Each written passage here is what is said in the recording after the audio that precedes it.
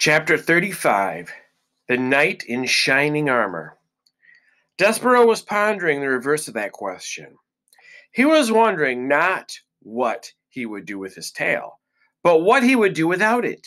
He was sitting on a bag of flour high atop a shelf in the pantry, crying for what he had lost. The pain in his hindquarters was intense, and he wept because of it. But he also cried because he was happy. He was out of the dungeon.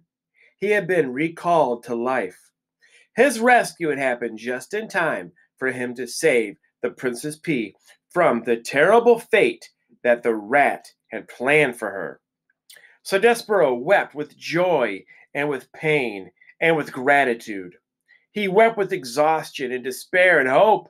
He wept with all the emotions a young small mouse who has been sent to his death and then been delivered from it in time to save his beloved can feel. Reader, the mouse wept. And then he lay down on the sack of flour and slept. Outside the castle, the sun set and the stars came out one by one, and then they disappeared and gave way to the rising sun, and still Despereaux slept. And while he slept, he dreamt. He dreamt of the stained glass windows and the dark of the dungeon. In Despereaux's dream, the light came to life, brilliant and glorious, in the shape of a knight swinging a sword.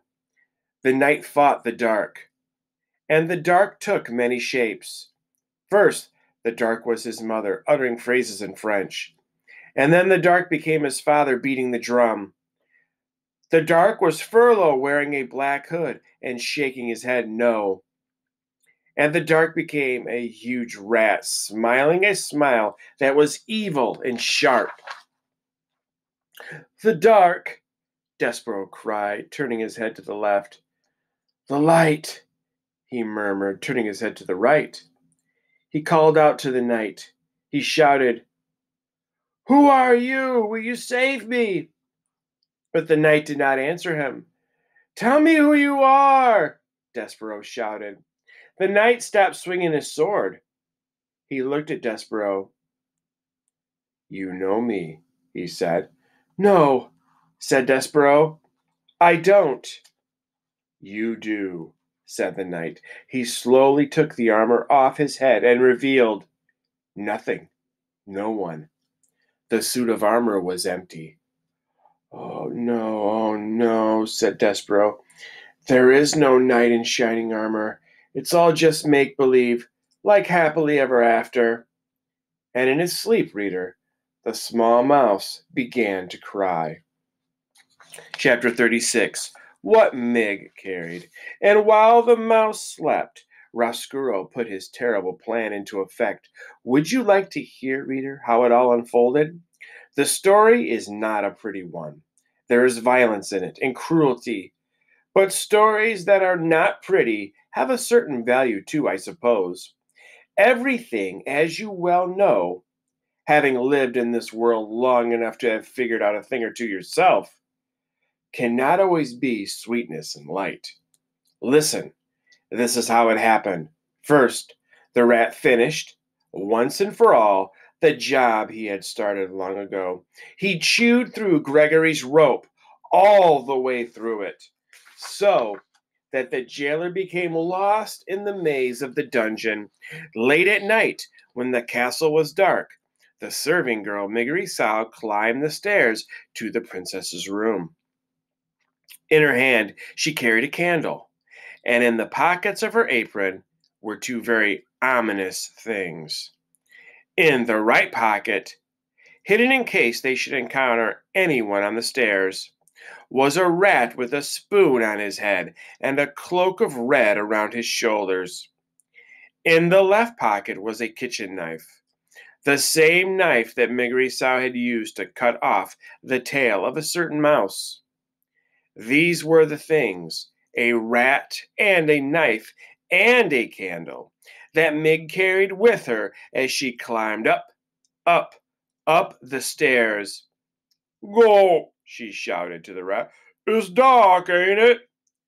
Yes, yes, whispered Roscuro from her pocket. It is quite dark, my dear. When I'm princess, began Meg. Shh, said Roscuro. May I suggest that you keep your glorious plans for the future to yourself? And may I further suggest that you keep your voice down to a whisper? We are, after all, on a covert mission. Do you know how to whisper, my dear? I do, shouted Meg. Then please, said Roscuro, please institute this knowledge immediately. Go, whispered Meg. All right. Thank you, said Roscuro. Do I need to review with you again our plan of action? I got it all straight right here in my head, whispered Meg, and she tapped the side of her head with one finger. How comforting, said Roscuro. Perhaps, my dear, we should go over it again. One more time, just to be sure. Well, said Meg, we go into the princess's room, and she will be sleeping and snoozing and snoring, and I will wake her up and show her the knife and say, if you does not want to get hurt, princess, you must come with me. And you will not hurt her, said Roscuro. No, I won't, because I want her to live so that she can be my lady in waiting when I become the princess. Exactly, said Roscuro. That will be her divine comeuppance. Go, whispered Meg. Yeah, her divine comeuppance. Meg had, of course, no idea what the phrase divine comeuppance meant, but she very much liked the sound of it, and she repeated it over and over to herself until Roscuro said, And then? And then, continued Meg, I tells her to get out of her princess bed and come with me on a little journey. Ha! Said Roscuro. A little journey, that is right. Ha! I love the understatement of that phrase, a little journey. Oh, it will be a little journey. Indeed it will.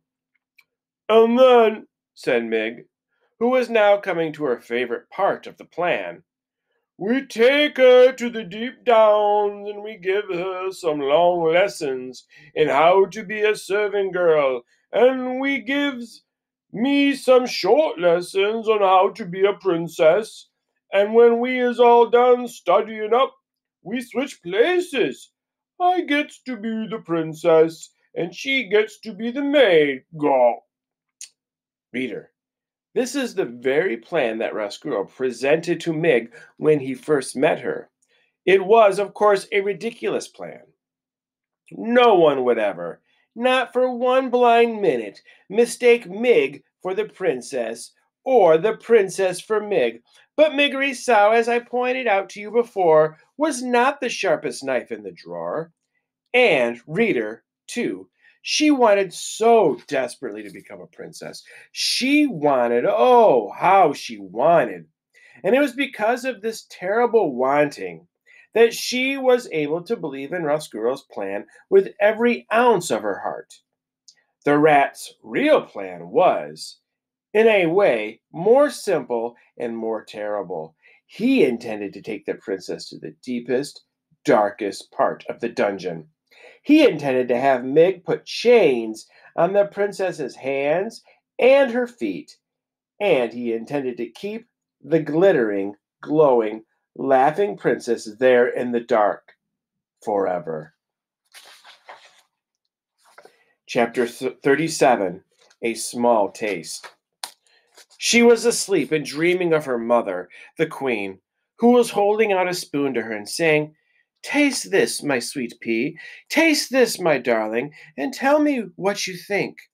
The princess leaned forward and sipped some soup from the spoon her mother held out to her. Oh, Mamma, she said, it's wonderful. It's the best soup I have ever eaten. Yes, said the queen, it is wonderful, isn't it? May I have some more? Said the pea. I gave you a small taste so that you would not forget, said her mother. "I gave you a small taste so that you would remember.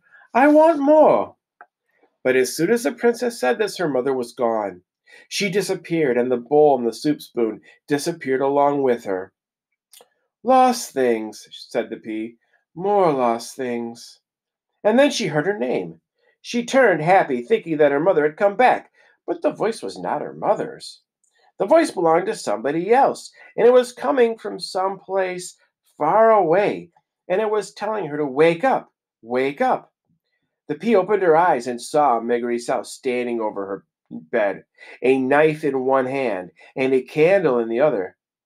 "Mig," she said. "Go," said Mig softly. "Say it," commanded Rescuro. Mig closed her eyes and shouted her piece. "If you does not want to get hurt, princess, you must come with me." "Whatever for?" said the princess in an annoyed tone.